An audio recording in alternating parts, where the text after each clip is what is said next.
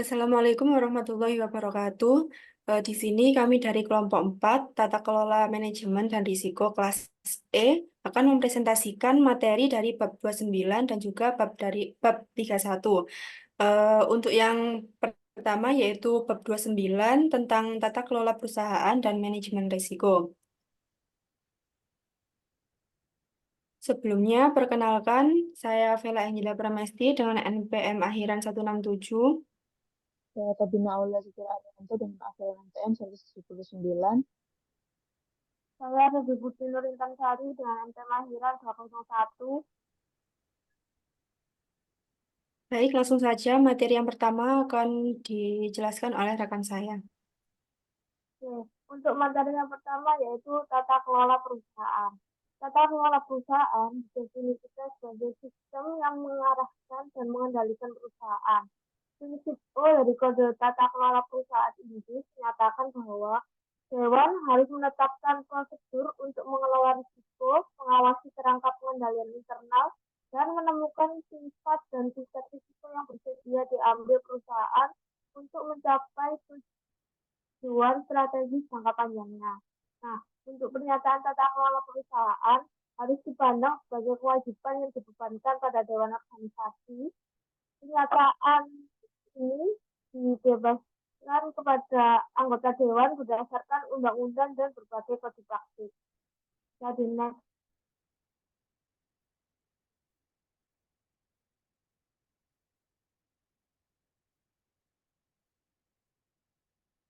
Materi yang kedua yaitu tentang prinsip tata kelola perusahaan OECD.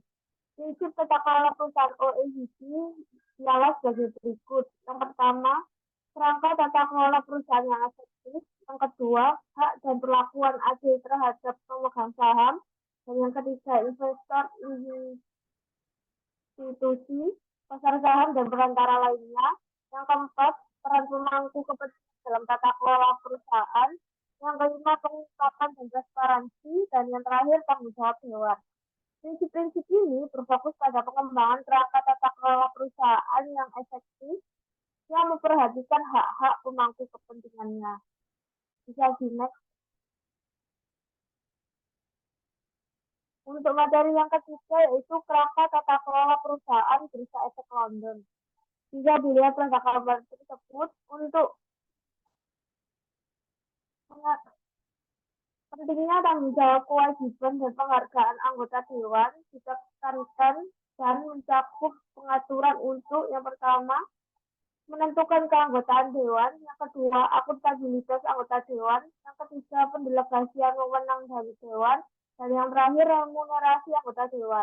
Nah, untuk tanggung jawab anggota dewan harus dipenuhi dalam 5 bidang penting sehubungan dengan pemenuhan harapan, hak, partisipasi, dan dialog pemangku kepentingan. Singkatnya, 5 bidang ini adalah yang pertama, pemikiran strategis, perencanaan, dan implementasi. Yang kedua, tanggung jawab sosial perusahaan. Yang ketiga, manajemen risiko yang efektif. Yang keempat, audit dan jaminan risiko. Dan yang terakhir yaitu pengungkapan penuh dan akurat. Materi selanjutnya akan dijelaskan oleh rekan saya. Baik, untuk materi yang selanjutnya yaitu tata kelola perusahaan untuk organisasi jasa keuangan. Eh, Tata kelola perusahaan dan manajemen risiko di organisasi keuangan diatur dengan ketat. Biasanya organisasi keuangan membuat pedoman internal mereka sendiri yang mencakup kualifikasi direktur, tanggung jawab, wewenang, evaluasi kinerja dewan, dan suksesi manajemen senior. Struktur tata kelola perusahaan itu adalah prinsip-prinsip yang mengatur perilaku dewan direksi terkait dengan konflik kepentingan, kerahasiaan, dan kepatuhan hukum. Pelatihan yang memadai bagi anggota dewan sangat penting. Biasanya meliputi hukum, manajemen resiko, manajemen modal, sumber daya manusia, komite audit, dan komunikasi. Krisis keuangan global itu mendorong bank dan lembaga keuangan untuk meninjau standar tata kelola perusahaan mereka.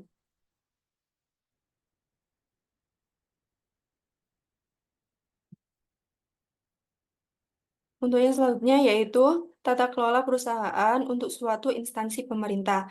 Bagi lembaga pemerintah, pengaturan tata kelola perusahaan yang kuat itu biasanya merupakan hal yang wajib.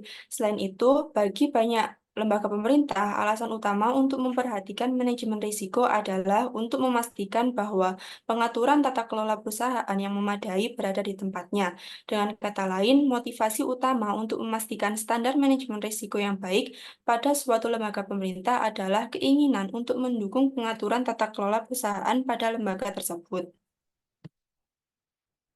Nah, ini merupakan contoh dari komponen tata kelola perusahaan untuk suatu instansi pemerintah. Baik, materi yang selanjutnya akan dijelaskan oleh rekan saya.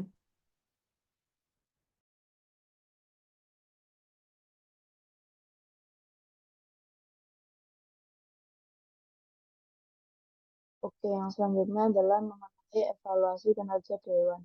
Dewan mempunyai tanggung jawab keseluruhan terhadap organisasi dalam hal menerapkan strategi dan memastikan tata kelola yang memuaskan. Manajemen organisasi bertanggung jawab manajemen organisasi adalah tanggung jawab manajemen eksekutif dan manajemen puncak melalui direktur eksekutif organisasi yang seringkali menjadi dewan. Terdapat dua macam dewan dalam struktur organisasi, yakni yang pertama adalah Dewan Kesatuan. Nah, terjadi jika direktur eksekutif dan non eksekutif menjadi dewan yang sama. Dan selanjutnya adalah dewan dua tingkat. Jika terjadi pemisahan direktur non eksekutif dan eksekutif menjadi komite terpisah. Dewan dua tingkat ini umum digunakan biasanya pada badan amal dan organisasi sektor publik, di mana mengidentifikasi isu atau masalah yang diperuntukkan untuk dewan merupakan praktik standar bagi dewan. Setelah masalah tersebut diputuskan, setelah itu memutuskan wewenang dan tanggung jawab yang akan didelegasikan sehubungan dengan masalah-masalah lainnya. Direktur eksekutif, manajer, dan staf mewakili tiga tingkat manajemen dalam sebuah organisasi dan merupakan garis pertahanan pertama dalam memastikan standar tata kelola yang memuaskan, termasuk manajemen risiko dan pengendalian internal, di mana Dewan harus mengetahui fungsi khusus pengawasan risiko dalam organisasi, seperti aktivitas dan perannya sebagai lini pertahanan kedua. Sedangkan anggota Dewan Non-Eksekutif akan menjadi anggota komite audit. Mereka harus menyadari fungsinya sebagai garis pertahanan ketiga dalam memastikan tata kelola risiko yang memadai. Evaluasi kinerja Dewan merupakan bagian yang sangat penting dari pengaturan tata kelola perusahaan untuk organisasi manapun. Next. Nah, berikut beberapa permasalahan yang harus dimasukkan dalam evaluasi efektivitas Dewan. Terdapat 5 area. Yang pertama adalah keanggotaan dan struktur. Isu yang terdalamnya adalah seperti apakah Dewan memiliki pengetahuan, keterampilan, dan pengalaman yang diperlukan. Lalu pada area tujuan dan niat, isunya seperti apakah semua anggota Dewan memahami dan berbagi visi dan misi mereka. Lalu area yang ketiga adalah keterlibatan dan akuntabilitas. Isunya adalah apakah ada perasaan saling percaya dan menghormati dalam rapat antar dewan. Lalu area yang keempat adalah pemantauan dan peninjauan dengan isu apakah dewan menantang asumsi atau meninjau asumsi, perencanaan, kapan dan di mana perencanaan tersebut diperlukan.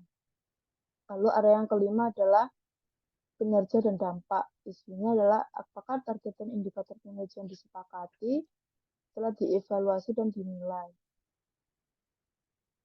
Next. Nah, ketika memutuskan permasalahan yang berkaitan dengan strategi, taktik, dan operasi serta kepatuhan, Dewan perlu memastikan bahwa prosedur yang memadai tersedia untuk mengambil keputusan, di mana tindakan yang diambil akan menghasilkan beberapa keluaran. Dan keluaran ini perlu dievaluasi berdasarkan dampak yang dihasilkan. Nah, saat mengevaluasi efektivitas Dewan, dampak keputusannya merupakan ujian akhir. Tingkat dampaknya kemudian dapat dievaluasi berdasarkan visi, misi, dan tujuan organisasi.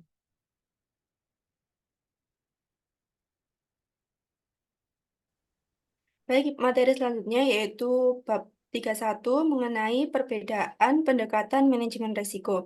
Yang selanjutnya akan dijelaskan oleh rekan saya.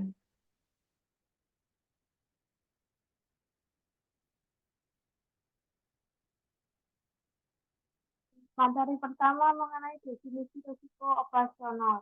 Risiko operasional pada awalnya didefinisikan sebagai segala bentuk risiko yang bukan merupakan risiko pasar ataupun risiko kredit. Definisi yang tidak tepat ini digantikan oleh Besoltu dengan definisi risiko operasional sebagai berikut. Risiko kerugian akibat tidak memadai atau gagalnya proses internal manusia dan sistem atau dari peristiwa eksternal. Nah, dari definisi Basel 2 ini mengidentifikasi 4 jenis kategori risiko. Yang pertama yaitu manusia. Risiko manusia mencakup kegagalan dalam mematuhi prosedur dan kurangnya pemisahan tugas. Yang kedua yaitu proses. Risiko proses mencakup kegagalan proses dan pengendalian yang tidak memadai. Yang ketiga yaitu sistem. Risiko sistem mencakup kegagalan sistem aplikasi untuk memenuhi kebutuhan pengguna dan tidak adanya tindakan pengendalian bawaan. Yang keempat yaitu kejadian eksternal. Risiko eksternal yaitu mencakup tindakan yang diambil oleh regulator atau perubah peraturan, namun tidak termasuk tindakan penegakan hukum atau disiplin kinerja yang tidak memuaskan oleh penyedia layanan dan penipuan eksternal. Jadi, materi yang kedua yaitu mengenai pengukuran risiko operasional. Risiko operasional telah menjadi isu khusus di lembaga keuangan karena adanya keharusan untuk mengukur tingkat risiko operasional yang dihadapi. Nah, pengukuran risiko operasional ini dapat melibatkan sejumlah metode dan metode ini biasanya didasarkan pada informasi historis, informasi simulasi, atau kombinasi keduanya. Nah, untuk mengukur risiko operasional, lembaga keuangan perlu menerapkan pendekatan terstruktur. Bahkan setelah risiko teridentifikasi, kuantifikasi hanya dapat dilakukan jika jumlah kerusakan dan probabilitas risiko telah ditentukan. Risiko operasional sulit untuk diukur, tetapi upaya lebih dilakukan dengan menggunakan database pihak ketiga yang dikelola oleh data konsorsium, misalnya pertukaran risiko operasional. Bisa dilihat. Yang materi ketiga yaitu kesulitan pengukuran. Perkembangan minat terhadap risiko operasional didasarkan pada kebutuhan untuk mengukur risiko operasional di lembaga keuangan. Tantangan dalam mengukur risiko operasional cukup besar dan hal ini diakui oleh PRA, regulator Inggris. Nah, tingkat kerugian yang diperkirakan hanya dapat diperkirakan meskipun kemungkinan kerugian diketahui secara akurat. Jenis risiko dalam risiko operasional bervariasi dan didistribusi kerugian berbeda-beda. Nah, untuk tindakan yang harus diambil meliputi tindakan pengendalian internal serta evaluasi melalui audit internal. Audit internal dalam lembaga keuangan memiliki tanggung jawab yang lazim, namun sangat penting untuk memeriksa apakah prosedur diikuti dalam praktiknya dan apakah prosedur itu sendiri mungkin efektif dalam mengurangi tingkat risiko operasional. Untuk materi selanjutnya akan dijelaskan oleh rekan saya.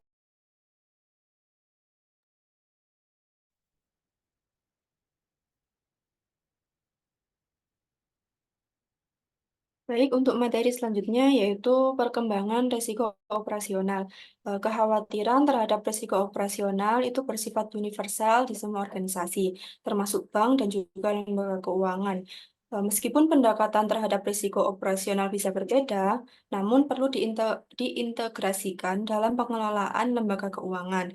Pengukuran risiko operasional ini masih menjadi tantangan, namun lembaga keuangan didorong untuk meningkatkan kesadaran risiko dan menerapkan pengendalian yang tepat. Meningkatkan kesadaran risiko operasional di organisasi dapat membantu mengidentifikasi sumber risiko dan mengoptimalkan tingkat paparan risiko operasional tersebut. Yang selanjutnya yaitu manajemen risiko proyek.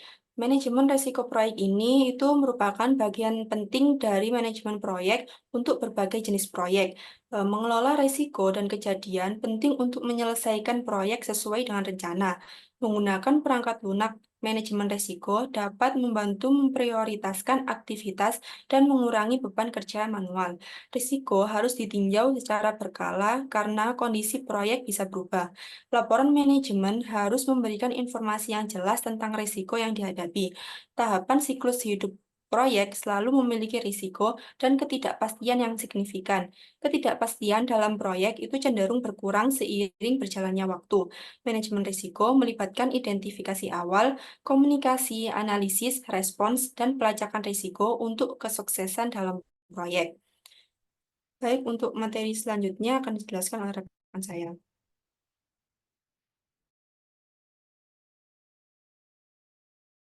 Untuk yang selanjutnya adalah peluang dalam proyek.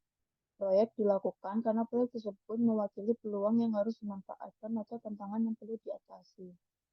Proyek yang dikelola risikonya dengan baik akan memanfaatkan peluang perubahan spesifikasi untuk memberikan tingkat kepuasan pelanggan yang lebih besar, serta tingkat pendapatan yang lebih besar bagi organisasi yang melaksanakan proyek tersebut.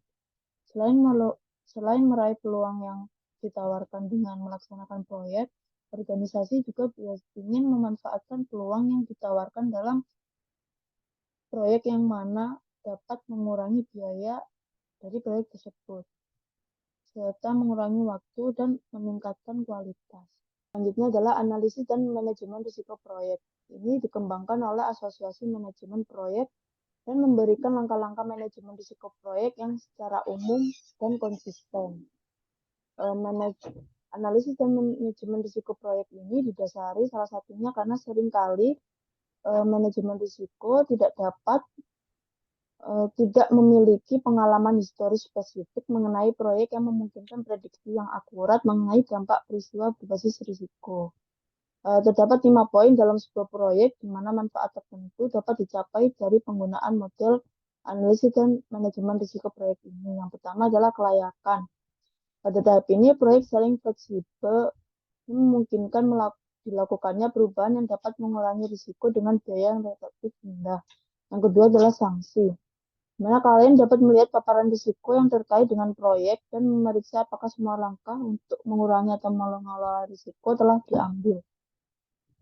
Yang ketiga adalah tender, mana kontraktor dapat memastikan bahwa seluruh risiko telah teridentifikasi dan kontingensi risiko atau batas paparan risiko telah ditetapkan. Yang keempat adalah pasca tender, mana klien dapat memastikan bahwa semua risiko telah diidentifikasi oleh kontraktor dan menilai kemungkinan tercapainya program. Lalu yang kelima adalah selama implementasi, mana kemungkinan penyelesaian proyek dalam hal biaya dan waktu akan meningkat jika semua risiko diidentifikasi dan dikelola dengan benar. Next.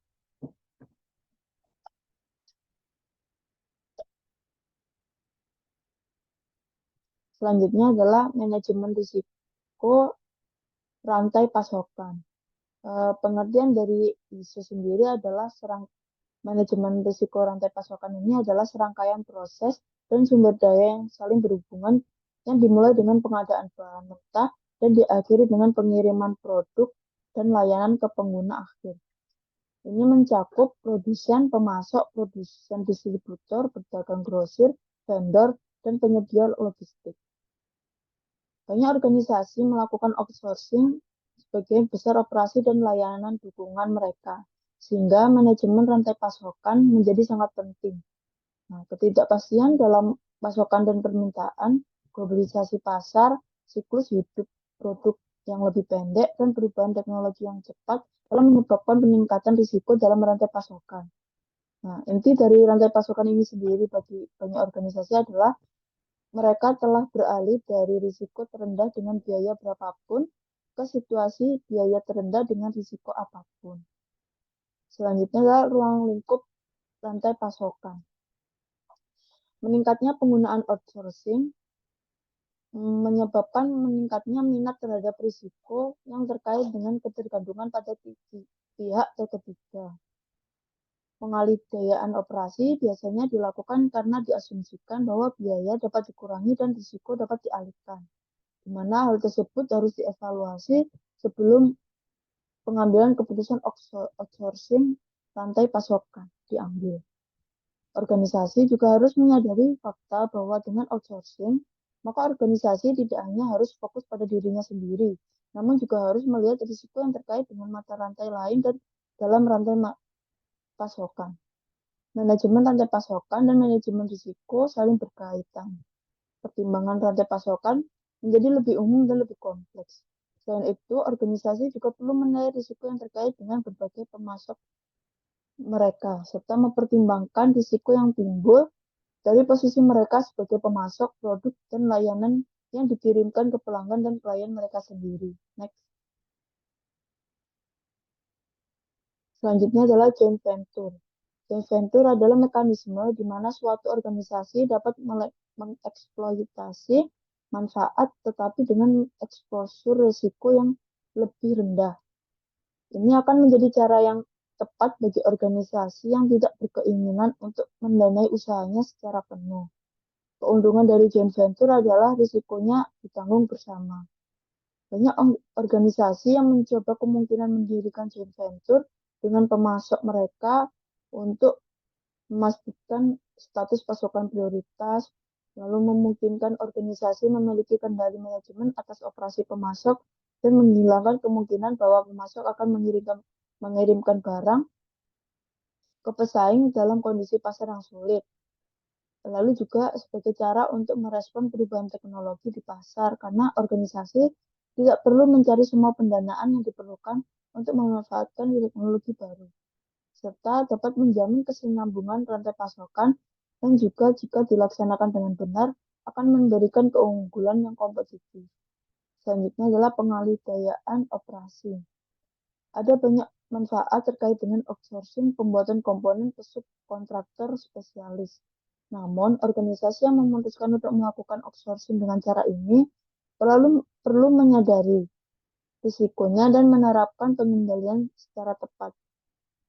Pengalihgayaan atau pengalihan pembuatan komponen tidak sepenuhnya mengalihkan risiko yang terkait dengan aktivitas tersebut. Pengalihgayaan operasi non-inti juga dapat menimbulkan paparan rantai pasokan, mana penting bagi organisasi untuk mempertimbangkan ruang lingkup peraturan outsourcing dan jangkauan layanan yang diberikan. Next. Selanjutnya, yang terakhir adalah risiko dan kontrak. Manajemen risiko merupakan komponen penting ketika penyampaian kontrak rantai pasokan atau memutuskan untuk melakukan outsourcing aktivitas tertentu. Kebutuhan atau kontrak antara organisasi dan outsourcing sendiri mencakup ruang lingkup dan durasi pengaturan, layanan yang akan diberikan dan pembatasan subkontrak, serta penetapan harga, struktur biaya, tingkat layanan, dan persyaratan kinerja, juga hak audit dan pemantauan. Sifat dan kompleksitas kontrak akan bergantung setidaknya pada faktor berikut, seperti tingkat risiko yang terkait dengan layanan yang dikontrak, nilai kontrak penyediaan barang dan jasa, serta durasi dan ruang lingkup kontrak. Organisasi perlu melakukan penilaian risiko menyeluruh terhadap rantai pasokan dan pengaturan outsourcing mereka untuk memastikan bahwa risiko yang terkait dengan layanan yang dikontrak ini telah dikelola secara memadai.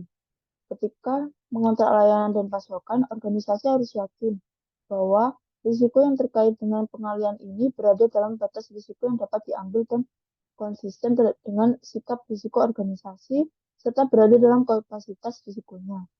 Lalu, diperlukan evaluasi untuk menentukan paparan risiko aktual yang terkait dengan pengaturan rantai pasokan yang semakin kompleks. Next. Sekian presentasi dari kelompok kami, kurang lebihnya mohon maaf. Wassalamualaikum warahmatullahi wabarakatuh.